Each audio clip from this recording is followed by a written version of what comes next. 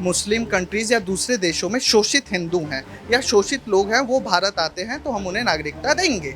लेकिन आपकी धर्मपत्नी इल्लीगल माइग्रेंट होके आई हैं, बहुत कागज़ी चीज़ें हैं, तो फिर कैसे होगा? मैं रिक्वेस्ट करूंगी सर कि मुझे दे दें, क्योंकि मैं पाकिस्तान से तंग होके आई हूँ। वहाँ मैं खुश नहीं थी, मुझे यहाँ की नागरिकता दे दें।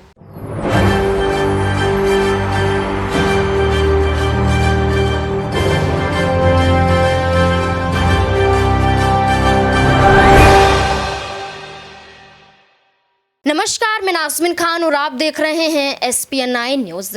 सीमा हैदर पाकिस्तान से आई हैं और पाकिस्तान से आने के बाद यहाँ पर सचिन मीणा के घर में हिंदू रीति रिवाज के साथ रह रही हैं। मांग में सिंदूर, गले में मंगलसूत्र और पहनावे में साड़ी पहनती हुई सबके सामने आती है और कहती हैं कि इसमें कोई भी एक तरीके से दोहराहे नहीं है कि मैं यहाँ पर ज़बरदस्ती इन पहनावे को पहनती हुई नज़र आ रही हूँ या सचिन के घर में रह रही हूँ। ये मेरी आपसी मर्जी है, ये मेरी मर्जी है कि मैं सचिन के प्यार की वजह से भारत में आई थी और सचिन के घर में ही रहना चाहती हूँ। लेकिन जिस तरीके से यहाँ पर अब सीमा को ATS की टीम पकड़ कर ले गई है और घंटों की पूछताछ, घंटों की नहीं कई दिनों की पूछताछ लगा लीजिए, कल भी पूछताछ हुई, परसों भी पूछताछ हुई और अभी भी पूछताछ जारी है। और ऐसे में देखा जाए तो सीमा हैदर की नागरिकता पर अब सवाल उठते हुए नजर आ रहे हैं, क्योंकि नागरिकता की बात कही जाए तो यहाँ पर आसानी से मिलना काफ़ी मुश्किल हो पाएगा जब कोई शख्स यहाँ पर बिना वीज़ा के और यहाँ पर घुसपैठियों के तरीके से भारत की सीमा के अंदर आता है। और वही सीमा हैदर यहाँ पर वही काम करती हुई नज़र आई है। अब यहाँ पर जांच होती है, कई सबूत निकलते हैं, लेकिन उसके बावजूद यहाँ पर सीमा हैदर अपनी सफाई में काफ़ी कुछ कहती हुई नज़र आती है। इस रिपोर्ट के माध्यम से देखिए कि सीमा हैदर कैसे यहाँ पर बताती हुई नज़र आ रही है, वो कैसे आई, कैसे सचिन के प्यार में पड़ी और कैसे वो यहाँ पर रहना चाहती है। देखिए इस रिपोर्ट में क्या कुछ सीमा हैदर कहती हुई नजर आ रही हैं। देखा है कि लोग प्रेम को लेकर कहते हैं कि प्रेम भटकने का राह है, लेकिन कई बार प्रेम मिलने का भी नाम है। प्रेम अपने आप में ज़िंदगी समेटे हुए है, दुनिया समेटे हुए है, देश समेटे हुए है। आज भारत के ग्रेटर नोएडा में, यूपी का जो ग्रेटर नोएडा है, वहाँ पे ऐसा ही एक जोड़ा है सचिन का और सीमा हैदर का, जो अपने प्रेम के संघर्ष के लिए लड़ रहे हैं। और अब देखना ये है कि पनघट की डगर कितनी दूर और किस तरीके से तय होगी। सीमा जी और सचिन जी, आपका बहुत स्वागत है। थैंक यू सर, धन्यवाद। आपसे एक पहला सवाल तो मैं ये जानना चाहूँगा कि आप लोगों की PUBG से मुलाकात हुई। हमारे हिंदुस्तान में और ख़ासकर हिंदू में अपने पति को AG करके बुलाते हैं, तो PUBG से लेकर AG तक के सफ़र में कैसा रहा और दो शब्द की किस तरीके से आज ये मुलाकात मुकम्मल हो पाई? बहुत अच्छा था, अच्छी बात करी आपने। PUBG और AG, मैं इनको मीना जी बुलाती हूँ ज़्यादा, PUBG से मीना जी। तो सही था सर। शुरू में बहुत दुख देखे हैं मैंने ज़िंदगी में, तो शुरू की ज़िंदगी तो पूछे ही ना। PUBG में मिले, यही मेरे दोस्त थे, यही मेरे मतलब एक दुख सुख के साथी होते हैं, यही थे कि मैं अकेली रहती थी। तो यही कहूँगी, सचिन बहुत अच्छे हैं, यहाँ आके मैं बहुत खुश हूँ, इनको पाके मैं बहुत खुश हूँ सर। पता नहीं कि हम बहुत खुशी से रह रहे थे, पता नहीं वो क्या दिन था कि हम में यही सोचे कि यार अब बहुत बार छुप छुप के रहना। वकील से बात करते हैं, बताते हैं कि हम शादी कर चुके हैं और अब कागजी शादी भी करेंगे और बच्चे भी स्कूल जाएंगे। मैं पाकिस्तान से हूँ, वकील के पास गए उन्हें बताने के लिए। उन वकील को भी जो सुन रहे होंगे उनको थैंक यू कह रही हूँ, आपके लिए मैं इतनी फेमस हो गई, लोगों के मुँह पे मैं हूँ। तो शायद अगर वो ऐसा ना करते तो हम एक घर में बैठे हुए थे। फिर भी ठीक है, जो होता है भले के लिए होता है। ऐसे हम हो गए सर, फेमस से हो गए। आप का पहले संस्कृति अलग, परवरिश अलग, देश अलग। अब ये संस्कृति अलग, परवरिश अलग, देश अलग। कुछ हमने आपके सोशल मीडिया पे देखा, आप तुलसी पूजन कर रहे हैं, कान्हा को पूज रहे हैं। तो हमारे यहाँ एक कहावत है कि कान्हा प्रेम, जिसने कान्हा को पूजा उसका प्रेम कई बार मुकम्मल नहीं हो पाता, लेकिन जिसने तुलसी को साथ में पूजा उसके घर में सुख शांति समृद्धि आ रही है। तो नई संस्कृति में, पुरानी संस्कृति से नई संस्कृति में जाते हुए क्या अलग लग रहा है या क्या तकलीफ़ें आ रही? तकलीफ़ें तो कोई नहीं आ रही, हाँ अलग थोड़ा सा लग रहा है। अब पूजा करती हूँ तो मतलब पहले तो मुझे थाली घुमाना भी सही से नहीं आती थी, मम्मी ने सिखा दिए थोड़ा थोड़ा, क्योंकि मैं ऐसा कभी करी नहीं पूजा वूजा, तो अब आने लगी है। आहिस्ता आहिस्ता और भी सीख लूँगी। अभी पाकिस्तानी भी शक उठा रहे हैं कि तुम हिंदुस्तानी थी, हिंदुस्तान चली गई, पर मैं थी पाकिस्तानी, अब हिंदुस्तानी हूँ। जैसा अगर देश- हमारे भारतीय संस्कृति में या भारत में या अमूमन पाकिस्तान में भी हर जगह सास बहू ससुर सास बन रही है ठीक से एकदम सेवा कर रही है। अभी तो बन रही है, आगे का पता नहीं। पापा बहुत अच्छे हैं, मेरे पापा नहीं है ना मेरी मम्मी है, तो मैं इनसे वैसा ही प्यार करूँगी। अगर कभी इन्होंने डांट भी दिया तो मैं कुछ नहीं कहूँगी, क्योंकि मेरे मम्मी पापा नहीं हैं। मैं चाहती थी काश मेरी माँ होती और मुझे डांटती, मुझसे लड़ती, मुझे समझाती। तो अब मैं इनको अपनी माँ ही समझूंगी। अगर कभी इन्होंने डांटा तो मैं प्यार समझूंगी। जी सर, जी सर। अच्छा, अब थोड़ा सा जो सवाल जनता के मन में उठ रहे हैं। अच्छा सचिन बाबू, पहले तो ये बताइए, खुश हैं आप? और एक दूसरे देश से दुल्हन लेके आए हैं। अभी तक तो सानिया मिर्ज़ा की बात होती थी कि सानिया मिर्ज़ा को शोएब मलिक लेके चले गए, आप ले आए सीमा को। जी सर, बहुत खुश हूँ मैं, बहुत खुश हूँ। खुश हैं? कोई तकलीफ आ रही है? अब देखिए मीडिया का जमावड़ा लगा हुआ है, मीडिया आ रही है, रोज़ आपको बातचीत करनी है, तो निजी ज़िंदगी कहीं ना कहीं दब गई है इस सब के बीच में। जी सर, परेशान तो है ही। खैर, एक भी मिनट का ना खाना खाने को टाइम मिल रहा है, ना ठीक से सो पा रहे हैं यहाँ पर मीडिया। नौकरी भी चली गई इस सब के बीच। हाँ भाई, जब यहाँ से फुर्सत दिन में मिली नौकरी पे तो जब तब जाऊँगा। नौकरी चली गई। सरकार की तरफ से, सरकार की तरफ मदद नहीं कर रहा इनकी, ना कोई सपोर्ट कर रहा है। सब पूछने वाले हैं, सब अपना काम करते हैं, कोई भी नहीं पूछता कि तुम्हारे घर में कुछ है कि नहीं है, कि पापा भी घर पे हैं, ये भी घर पे हैं, इनके कमाने वाले ये और इनके पापा हैं, मजदूर लोग हैं, तो कोई भी नहीं पूछता कि तुमने कुछ खाया कि नहीं। सब अपना मतलब निकालते हैं, हमें इंटरव्यू लेना है, हमें पूछना है, हमें पूछना है। किसी ने भी हमसे नहीं पूछा कि आपके घर में कुछ है कि नहीं, आप लोगों ने क्या खाया कि नहीं। हर कोई अपने मतलब से मतलब रख के जा रहा है। लोग मतलब के लिए आ रहे हैं। अब कुछ सवाल सचिन बाबू थोड़ा सा ऐसे हम कर लेते हैं जो जनता के मन में उठ रहे हैं और जनता को साफ साफ उसका जवाब भी मिल जाना चाहिए। सवाल आपके सामने बहुत बार आए भी होंगे, लेकिन मैं थोड़ा दूसरे तरीके से आपसे पूछ लेना चाह रहा हूँ कि जैसे आपकी जो धर्म पत्नी है सीमा हैदर जी, पाकिस्तान से प्रवासी होकर आई हैं, अभी नागरिकता नहीं मिली। भारत में जो नागरिकता लेने के नियम है उसमें यह है कि अगर कोई प्रवासी व्यक्ति आकर यहाँ पर शादी करता है तो वो 7 साल बाद नागरिकता ले सकता है, लेकिन अगर लीगली आया है तो अगर इनको नागरिकता नहीं मिली तो कैसे होगा? तो सर, मैं हाथ जोड़कर प्रार्थना करता हूँ मोदी जी से और योगी जी से कि हम उनके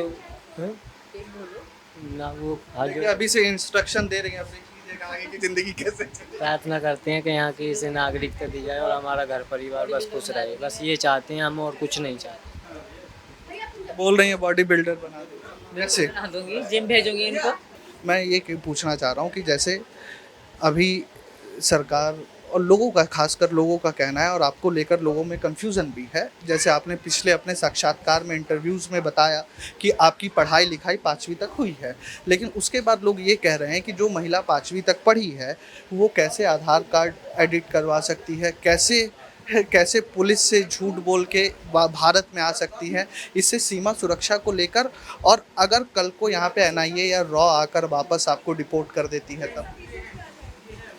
पहले तो मैंने किसी पुलिस से कोई झूठ नहीं कहा और कोई एडिट भी नहीं करा। जो बात सच थी मैंने सब बताई। रही बात मेरे वापस जाने की, ये मेरा नसीब होगा, जो मेरे नसीब में लिखा होगा। मेरे नसीब में लिखा था भारत आना, मेरे नसीब में लिखा था जेल जाना। अब मेरे नसीब में जो लिखा होगा सर वही होगा। आपसे ये जानना चाहूँगा कि जिस पारिवारिक पृष्ठभूमि से आप आई हैं, ठीक है, जो पारिवारिक पृष्ठभूमि आपकी रही है, कराची और ये ग्रेटर नोएडा है, ऐसा जब आप कराची से शारजहाँ गई, शारजहाँ से नेपाल आई, 2 देशों के बॉर्डर और तीसरे देश में अभी आप हैं। अब यहाँ के कानून और वहाँ के कानून एकदम अलग हैं, ठीक है। तो जो पारिवारिक पृष्ठभूमि से आप आ रही हैं, आपके ससुर जो वहाँ पे हैं, मैं यही बोलूँगा, कल की खबर छपी है, पाकिस्तानी मीडिया ने चलाया है कि 7 लाख रुपए और 7 तोला सोना आप लेके गई हैं। वो एक भूखे इंसान है, उनको यही याद होगा पैसा, पर उनका मैंने टका भी नहीं उठाया, ना सोना मेरा यही जो मैंने पहन रखा है, मेरी मम्मी ने बना के मेरे दहेज में दिया था, मेरे लिए बना रखा था, और मैंने अपना घर बेच के आई हूँ। इसके अलावा कुछ भी सच नहीं है। वो एक गांव के आपको उनके घर और वो चीज़ें देख के लगा कि वो 7 लाख के मालिक होंगे। अब उन्होंने तो ऐसा बोला। आपको अगर उनके पास 7 लाख थे तो उन्होंने अपना कमरा क्यों नहीं बनवाया, झोपड़ी में क्यों रह रहे हैं? आपको लगा कि उनके पास वो 7 लाख के मालिक हैं? उनके पास टका नहीं है, वो ब्याज में ले के खा के रह रहे हैं। और ब्याज भी किससे लेते हैं? वो हिंदू ही है वहाँ पे जैकमाबाद सिटी में, शहर में हिंदू लोगों से ये ब्याज ले के हिंदू कौम का वहाँ पे खा रहे हैं। ये अमीर जान हाजी जो हैं, मुझे पर्सनली पता है वहाँ पे जो ब्याज वगैरह या कुछ लेना देना होता है तो हिंदुओं से ही लेते हैं, क्योंकि जो जैकमाबाद के हिंदू हैं थोड़े पैसे वाले हैं, तो उन्हीं से ले के खा रहे हैं। तो कोई उनके पास पैसा नहीं था सर, वो पता नहीं कितने लाख का तो कर्जी है। लोग उनके घर में हर महीने भागे भागे आते हैं। ये सिर्फ ड्रामा है और कुछ नहीं सर। अच्छा, आपकी जो शिक्षा हुई है 5वीं अब तक आपने पढ़ाई की है, और 5वीं तक पढ़ाई करने के बाद इतनी बेहतर, मतलब कि लोग बोल रहे हैं, हमने तो सुना नहीं कि बेहतर आप इंग्लिश बोल ले रही हैं, चीज़ें लोगों को समझा पा रही हैं, या इतना ज़्यादा आप मीडिया फ्रेंडली है, कैसे बिना कोई घर में अभी तक रहने वाली महिला ये कर पा रही है, कैसे कर पा रही है? ये मेरी ज़ाहिर से सच है, मैं सच बोल रही हूँ, इसलिए बगैर घबराए बोल रही हूँ। और दूसरी बात, ये मेरे साथ हैं तो मुझे इतनी टेंशन नहीं है।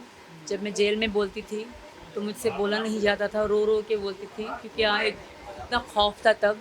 फिर उन्होंने मुझे विश्वास दिलाया, तुम सच बोलोगी तो तुम्हारी जीती होगी। तो इसलिए मैं सच बोल रही हूँ, इसलिए कोई डर नहीं है मेरे मन के अंदर। मरना एक दिन सब ने है सर, पर मैं बेगुनाह ऐसे गंदी मौत नहीं मरना चाहती। एक दिन मौत मुझे भी आनी है, आप सब हर किसी को मरना है। जो मेरे पापा थे वो भी चले गए, दुनिया में कई लोग आए हैं चले गए हैं, मेरी भी मौत होगी एक दिन, पर इस तरह की मौत मैं नहीं चाहती।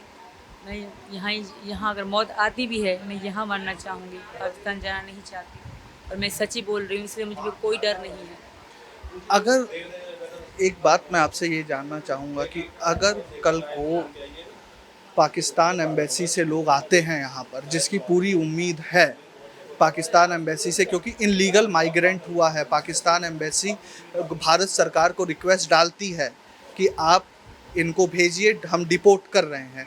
उस समय सचिन जी, आप एक पति के रूप में आपकी क्या प्रतिक्रिया रहने वाली है, और आप अपना भविष्य अब कैसे देख रहे हैं? सर पहले तो मैं ये विनती करूँगा कि ये यहाँ से नहीं जाए, और हमारी हाथ जोड़ के प्रार्थना है कि ये सब ना हो। और मेरी विनती बस यही है कि ये यहीं पर रहेगी और यहाँ की इसे नागरिकता दी जाए। बस जाने की तो मैं बात ही नहीं करना चाहता, इसे भेजिए। उम्र का भी एक बात निकल के आ रही है कि आप 28 साल की हैं, सचिन जी 21-22 साल के हैं लगभग, तो कैसे? मैं 23 साल का हूँ, ये 27 साल की है, लेकिन एक 4 साल का फर्क है, कैसे मसला? पाकिस्तान में 10 से 15 साल के फ़र्क में भी शादियां हो रही हैं, तो 4 और 7 साल का फ़र्क मेरे ख्याल में बड़ा नहीं है सर। जी सर। अच्छा, एक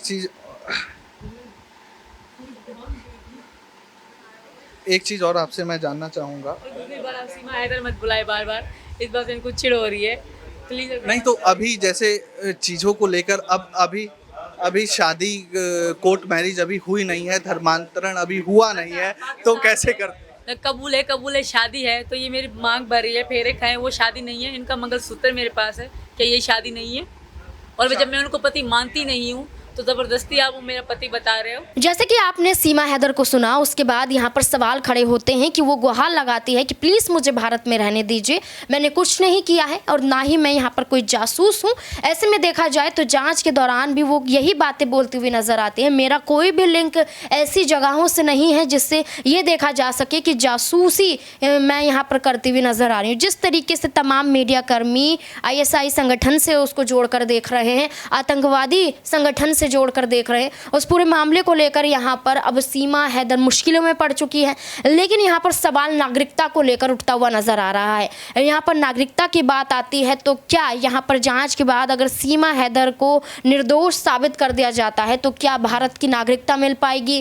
क्या इस पूरे मामले पर प्रधानमंत्री नरेंद्र मोदी को संज्ञान नहीं लेना चाहिए और इस पूरे मामले पर संज्ञान लेते हुए सीमा पर एक्शन लेना चाहिए? अगर यहाँ पर सीमा हैदर एक तरीके से निर्दोष पा गई तो क्या यहाँ पर सीमा हैदर को भारत की नागरिकता हमारे देश के प्रधानमंत्री देते हुए नजर आएंगे? इस मुद्दे को लेकर आपकी क्या राय है? कमेंट बॉक्स में ज़रूर बताएं। धन्यवाद।